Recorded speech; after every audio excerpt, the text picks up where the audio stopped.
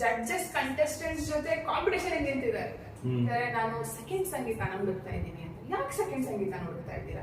Second ಸಂಗೀತ ಯಾಕೆ ಹೋಗ್ಬೇಕು big ಬಾಸ್ಗೆ?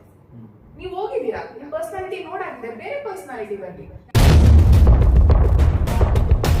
ನನ್ನಲ್ಲಿರೋ qualities eligible ಇದೆಯೋ ಅಂತ ನೀವು ಜಡ್ಜ್ ಮಾಡಿ.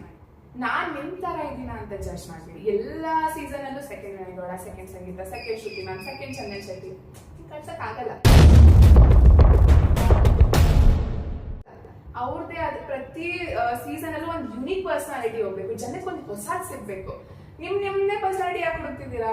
ನೀವು ವಿನಯ್ ಗೌಡ ಸರ್ ಅವ್ರ ಕಂಟೆಸ್ಟೆಂಟ್ ಜೊತೆ ಜನಕ್ಕೆ ಯಾಕೆ ಹಿಡಿತಾ ಪೇಪರ್ ಆಗಿ ಹೋಗ್ತಾ ಇರೋ?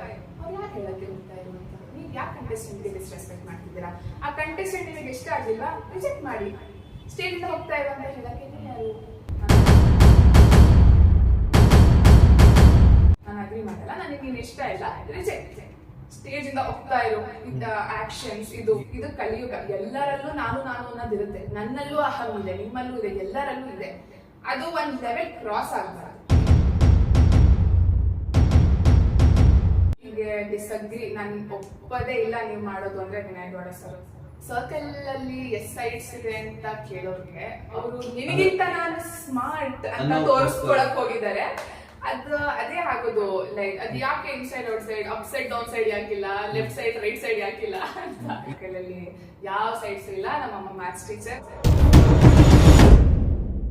ಓವರ್ ಆಲ್ ನನಗೆ ಆ 4 ಜನ ಕಂಪೇರ್ ಮಾಡಿದ್ರೆ ಅಗೇನ್ ವಿನಯ್ ಗೌಡ ಅವರೇ ಅನ್ಸುತ್ತೆ. Because for the same reason, ಕಾಮನರ್ಸ್ ಬಂದು ಟಾಸ್ಕ್ ಮಾಡಿದ್ದು ಅಥವಾ ಅವ್ರ ಒಪಿನಿಯನ್ ಏನೇ ಹೇಳಿದ್ರು ಟ್ರಿಗರ್ ಆಗ್ತಾ ಇದ್ದಾರೆ. As a judge you cannot trigger. First point. Second point, ನೀವು ಬರೋ ಕಂಟೆಸ್ಟೆಂಟ್ಗೆ you can reject them. Same reason, ಅಷ್ಟು 60% ತಗೊಳಕ್ಕಾಗಲ್ಲ, ಯು ರಿಜೆಕ್ಟ್ ದೆಮ್. ಬಟ್ ನೀವು ಅವ್ರಿಗೆ ಡಿಸ್ರೆಸ್ಪೆಕ್ಟ್ ಮಾಡುವಂತ ಯಾವ ರೈಟ್ಸ್ ನಿಮಗಿಲ್ಲ. ವಿನಯ್ ಸರ್ದು ಬಿಗ್ ಬಾಸ್ ಶೋ ಅಲ್ಲ, ಇಟ್ಸ್ ನಾಟ್ ಹಿಸ್ ಶೋ. ಅವರಲ್ಲಿ ಜಡ್ಜ್ ಆಗಿ ಬಂದಿರೋದು. ಅವ್ರಿಗೆ ಆಸ್ ಅ ಕಂಟೆಸ್ಟೆಂಟ್ ನಾವು ಅವ್ರಿಗೆ ರೆಸ್ಪೆಕ್ಟ್ ಕೊಡ್ತೀವಿ. ಆಸ್ ಅ ಜಡ್ಜ್ ಅವರು ಕಂಟೆಸ್ಟೆಂಟ್ಸ್ಗೆ ರೆಸ್ಪೆಕ್ಟ್ ಕೊಡಬೇಕು. ಎಷ್ಟೊಂದು ಕಂಟೆಸ್ಟೆಂಟ್ಸ್ಗೆ ಅವ್ರ ಪೇಪರ್ ಆಗಿ ಹೋಗ್ತಾ ಇರೋ, ಅವ್ರು ಯಾಕೆ ಹೇಳಕ್ಕೆ ಹೋಗ್ತಾ ಇರೋ ಅಂತ. ನೀವು ಯಾಕೆ ಕಂಟೆಸ್ಟೆಂಟ್ಗೆ ಡಿಸ್ರೆಸ್ಪೆಕ್ಟ್ ಮಾಡ್ತಿದ್ದೀರಾ? ಆ ಕಂಟೆಸ್ಟೆಂಟ್ ನಿಮಗೆ ಇಷ್ಟ ಆಗಿಲ್ವಾ? ರಿಜೆಕ್ಟ್ ಮಾಡಿ. ಸ್ಟೇಜ್ ಇಂದ ಹೋಗ್ತಾ ಇರೋ ಅಂತ ಹೇಳಕ್ಕೆ ಯಾರು? ಅದು ನೀನು ಸ್ಟೇಜ್ ಮರ್ಯಾದೆ ಕೊಡ್ತಾ ಇಲ್ಲ, ಸೊ ಯು ಗೋ ಅಂತ ಹೇಳ್ತಾರೆ. ನೀವು ಒಂದು ಕಂಟೆಸ್ಟೆಂಟ್ಸ್ ನ ಹೊರಗೆ ಹಾಕಿ ನೀವು ಸ್ಟೇಜ್ಗೆ ರೆಸ್ಪೆಕ್ಟ್ ಕೊಡ್ತಾ ಇದ್ದೀರಾ ಅಲ್ವಾ? ರೆಸ್ಪೆಕ್ಟ್ ಅನ್ನೋದು ಗಿವ್ ಅಂಡ್ ಟೇಕ್ ಇರಬೇಕು. ಸೊ ನೀವು ಅಲ್ಲಿ ಜಡ್ಜ್ ಆಗಿ ಹೋಗಿದ್ದೀರಾ ಅಂದ್ರೆ ಅಟ್ ಸಮ್ ಪಾಯಿಂಟ್ ನೀವು ಕಾಮನರ್ ಆಗಿದ್ದೀರಿ. ಜನ ನಿಮ್ ಟ್ಯಾಲೆಂಟ್ ನ ಐಡೆಂಟಿಫೈ ಸಪೋರ್ಟ್ ಮಾಡಿರೋದಕ್ಕೆ ಅಲ್ಲಿ ಹೋಗಿರೋದು ಅಲ್ವಾ? ಸೊ ನೀವು ಆ ಬೇಸಿಕ್ ರೆಸ್ಪೆಕ್ಟ್ ನ ಜನಕ್ಕೆ ಇಟ್ಕೋಬೇಕು. ನೀವು ರಿಜೆಕ್ಟ್ ಮಾಡಿ. ಯು ರಿಜೆಕ್ಟೆಡ್ ಮೀ, ನಾನು ನಿಮಗೆ ಏನೂ ಹೇಳಿಲ್ಲ. Because non as a judge ಅದು ನಿಮ್ಮ ಒಪಿನಿಯನ್, ನಾನು ಅದಕ್ಕೆ ಫೈಟ್ ಮಾಡಕ್ಕಾಗಲ್ಲ. ಟಾಸ್ಕ್ ಅಲ್ಲಿ ನಾನು ಮಾಡ್ತೀನಿ, ನಾನು ಹೇಳ್ತೀನಿ ನೀವು ಯೂಸ್ಲೆಸ್ ಅಂತ. ಬಟ್ ಆಸ್ ಅ ಜಡ್ಜ್ ನೀವು ನನಗೆ ಫೈರ್ ಇಲ್ಲ ಅಂದ್ರಿ, ಕ್ಲಾರಿಟಿ ಇಲ್ಲ ಅಂದ್ರಿ, ಅಷ್ಟಕ್ಕೂ ನಾನು ಡಿಸ್ಅಗ್ರಿ ಮಾಡಿದ್ರು ನಾನು ಸ್ಟೇಜ್ ಮೇಲೆ ಓಕೆ ಅಂತಾನೆ ಹೇಳಿರೋದು. ಬಿಕಾಸ್ ನೀವು ಜಡ್ಜ್, ನಾನು ಅದಕ್ಕೆ ರೆಸ್ಪೆಕ್ಟ್ ಕೊಡ್ತೀನಿ. ನೀವು ಆಸ್ ಅ ಜಡ್ಜ್ ಕಂಟೆಸ್ಟೆಂಟ್ ಏನಾದ್ರು ಹೇಳಿದಾಗ ನೀವು ಅದಕ್ಕೆ ಅಗ್ರಿ ಮಾಡಲ್ಲ ಅಂದ್ರೆ ಹೇಳಿ, ನಾನು ಅಗ್ರಿ ಮಾಡಲ್ಲ, ನನಗೆ ನೀನು ಇಷ್ಟ ಇಲ್ಲ, ರಿಜೆಕ್ಟ್. ಸ್ಟೇಜ್ ಇಂದ ಹೋಗ್ತಾ ಇರೋ ಆಕ್ಷನ್ಸ್ ಇದು ಓಡಿಸ್ಕೋಬೇಕು.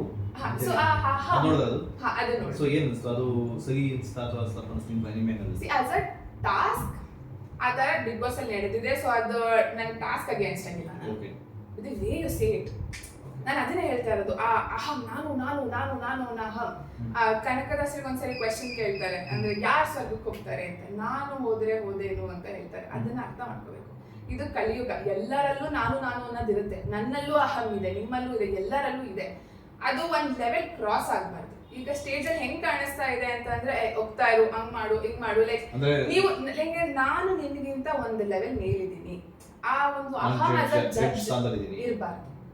ಸೊ ಅಫ್ಕೋರ್ಸ್ ನೀವು ನಮ್ಗಿಂತ ಮೇಲ್ ಇರೋದಕ್ಕೇನೆ ನೀವು ಜಡ್ಜ್ ಆಗಿರೋದು. ನೀವು ಆಲ್ರೆಡಿ ಸೆಲೆಬ್ರಿಟೀಸ್, ನಿಮ್ ಲೈಫಲ್ಲಿ ನಿಮಗೆ ಆಪರ್ಚುನಿಟಿ ಸಿಕ್ಕಿದೆ ಪ್ರೂವ್ ಮಾಡ್ಕೊಳಕ್ಕೆ, ಅದಕ್ಕೆ ನೀವು ಜಡ್ಜ್ ಆಗಿದ್ದೀರಾ.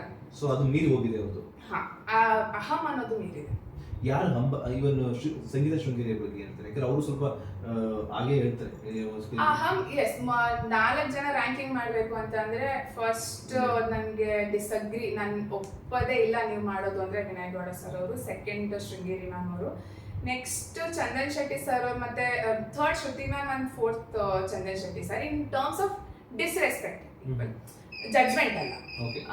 ಸೊ ಶ್ರುತಿ ಮ್ಯಾಮ್ ಅವರು ಮತ್ತೆ ಚಂದನ್ ಶೆಟ್ಟಿ ಸರ್ ಅವರು ಅಷ್ಟು ಜನ ಅವಮಾನ ಮಾಡೋದು ನೋಡಿಲ್ಲ. ಮ್ಯಾಕ್ಸ್ ಚಂದನ್ ಶೆಟ್ಟಿ ಸರ್ ಅವರು ನಾನು ಯಾರಿಗೂ ಅವಮಾನ ಮಾಡಿದ್ ನೋಡಿಲ್ಲ.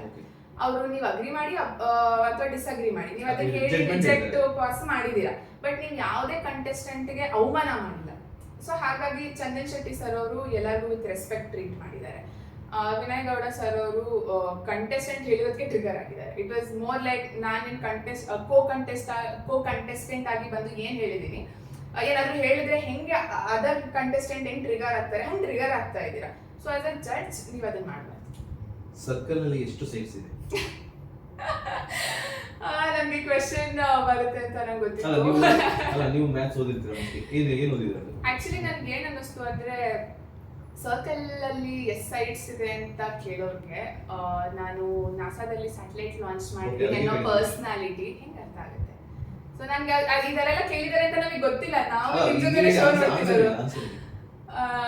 Circle has no sides. ಅದನ್ನ ಯಾರಾದ್ರೂ ಸೈಂಟಿಸ್ಟ್ ಅವ್ರು ಏನಾದ್ರು ಕೇಳಿದ್ರೆ ಐ ಡೋಂಟ್ ನೋ ಅವ್ರಿಗೆ. ಬಟ್ ಇವಾಗ ಕೆಲವೊಂದು ಇಂಟರ್ವ್ಯೂ ಹೇಳಿದ್ದಾರೆ ಎರಡು ಸೈಡ್ಸ್ ಇರುತ್ತೆ, ನಾನು ಹೇಳಿದ್ದು ಕರೆಕ್ಟ್ ಅಂತಾರೆ. ನಾನು ಯಾವ್ದೋ ರೀಲ್ ನೋಡ್ತಾ ಇದ್ದೆ, ಅದು ಯಾಕೆ inside out side, up side down side ಯಾಕಿಲ್ಲ, ಲೆಫ್ಟ್ ಸೈಡ್ ರೈಟ್ ಸೈಡ್ ಯಾಕಿಲ್ಲ ಅಂತ. Inside and outside, outside surface and inner surface.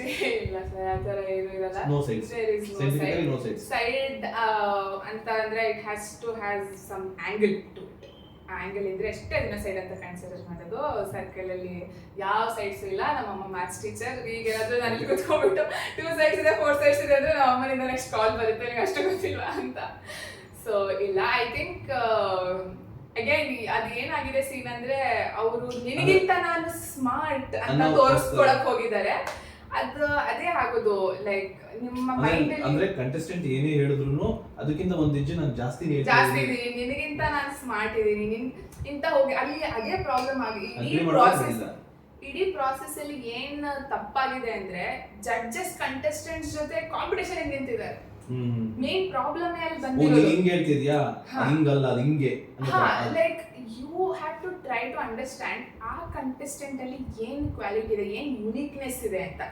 ನಾನು ಇವ್ರು ಸಂಗೀತ ಮ್ಯಾಮ್ ಅವ್ರದ್ದೊಂದು ವಿಡಿಯೋ ನೋಡಿದೆ, ಅವ್ರು ಹೇಳ್ತಾರೆ ನಾನು ಸೆಕೆಂಡ್ ಸಂಗೀತನ ಹುಡುಕ್ತಾ ಇದ್ದೀನಿ ಅಂತ. ಯಾಕೆ ಸೆಕೆಂಡ್ ಸಂಗೀತನ ಹುಡುಕ್ತಾ ಇದ್ದೀರಾ? ಸೆಕೆಂಡ್ ಸಂಗೀತ ಯಾಕೆ ಹೋಗ್ಬೇಕು ಬಿಗ್ ಬಾಸ್ಗೆ? ನೀವು ಹೋಗಿದ್ದೀರಾ, ನಿಮ್ ಪರ್ಸನಾಲಿಟಿ ನೋಡಾಗಿದೆ, ಬೇರೆ ಪರ್ಸನಾಲಿಟಿ ಬರ್ಲಿ. ಜಡ್ಜ್ಮೆಂಟ್ ಅಲ್ಲಿ ಪ್ರಾಬ್ಲಮ್ ಆಗ್ತಿರೋದು. ಅವ್ರದ್ದು ಗೋಲ್ ಏನಿದೆ, ವಿಷನ್ ಏನಿದೆ, ಅವ್ರ ಗೋಲ್ ವಿಷನ್ ಏನಿದೆ ಜಡ್ಜ್ಮೆಂಟ್ ಅಲ್ಲಿ, ಅದೇ ಸರಿ ಇಲ್ಲ.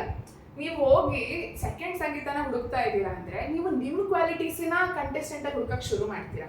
ಯಾಕೆ ನಾನು ಯಾಕೆ ಸೆಕೆಂಡ್ ಸಂಗೀತ ಕ್ವಾಲಿಟೀಸ್ ಇಟ್ಕೋಬೇಕು? ನನ್ನಲ್ಲಿ ನನ್ನ ಕ್ವಾಲಿಟೀಸ್ ಇದೆ, ನನ್ನಲ್ಲಿರೋ ಕ್ವಾಲಿಟೀಸ್ ಎಲಿಜಿಬಲ್ ಇದೆಯೋ ಅಂತ ನೀವು ಜಡ್ಜ್ ಮಾಡಿ. ನಾನ್ ನಿಮ್ ತರ ಇದೀನ ಅಂತ ಜಡ್ಜ್ ಮಾಡ್ಬಿಡಿ. ಎಲ್ಲಾ ಸೀಸನ್ ಅಲ್ಲೂ ಸೆಕೆಂಡ್ ವಿನಯಗೌಡ, ಸೆಕೆಂಡ್ ಸಂಗೀತ, ಸೆಕೆಂಡ್ ಶ್ರುತಿ ಮ್ಯಾಮ್, ಸೆಕೆಂಡ್ ಚಂದನ್ ಶೆಟ್ಟಿ ಕಳ್ಸಕ್ ಆಗಲ್ಲ.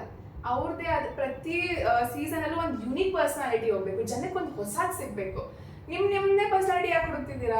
ನೀವು ವಿನಯ್ ಗೌಡ ಸರ್ ಅವ್ರ ಕಂಟೆಸ್ಟೆಂಟ್ ಜೊತೆ ಜಗಳಕ್ಕೆ ಯಾಕೆ ಹಿಡಿತಾ ಇದ್ದೀರಾ? ಕೆಲವೊಂದ್ ಕಡೆ ವಿನಯ್ ಗೌಡ ಅವರು ಮ್ಯಾನರಿಸಮ್ ನೋಡಿದಾಗ ಸುದೀಪ್ ಸರ್ ಕಾಪಿ ಮಾಡ್ತಾವ್ರೆ ಮ್ಯಾನರಿಸಮ್. ಅಯ್ಯೋ ಇಲ್ಲವೇ ಇಲ್ಲ ಸರ್.